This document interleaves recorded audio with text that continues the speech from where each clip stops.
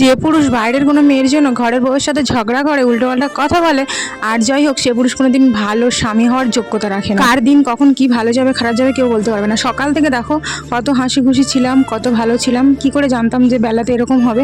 সকালবেলা পান্তা দিয়ে, শুকনো লঙ্কা দিয়ে, আলু ভাজা দিয়ে খাচ্ছিলাম মজা করে। তো আমি এইসব খাবার কিন্তু খুব মজা করেই খাই। আমি কি আর জানতাম আমার সাথে পরে আমার মানে কপালে অনেক কষ্ট লেখা আছে, কি বলবো। ওই জন্য বলে কখনো কারোর ভালো বেশিক্ষণ সহ্য হয় না। ঠিক আমার সাথেও সেটাই হলো। আমার সুখ কোনোদিন বেশিক্ষণ থাকে না। যাই হোক, খাওয়া দাওয়ার পরে দেখো এখানে চিকেন ছিল, চিংড়ি ছিল।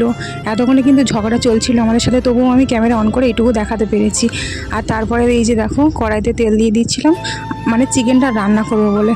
তারপরে আর কি রান্না করতে করতে মানে ভালো মতো ঝগড়া হচ্ছিল আমাদের মধ্যে। আর সেই ঝগড়া নিয়ে কথা কাটাকাটি নিয়ে আমার সাথে মানে যা নয় তাই হয়ে গেল আর কি। এদিকে রান্না তো করতেই হবে, রান্না না করলে হবে না। এদিকে মানে এত খারাপ লাগছিল, মানে এত শরীর মন দুটোই ভালো লাগছিল না। উনানে রান্না করছিলাম তো পুরো ঘেমে স্নান হয়ে যাচ্ছিলাম। এদিকে কান্নাও থামাতে পারছিলাম না। কি করব কিছু ভেবে পাচ্ছিলাম না। মনে হচ্ছিল যেন কোথাও চলে যায়, দু চোখ যেদিকে যায়। কিন্তু না, সব কিছু মানে ভাবনা চিন্তা করার পরেও নিজের মনকে সান্ত্বনা দিলাম। যা হবার হয়ে গেছে, নাও মানিয়ে নি। যাই হোক, টাটা।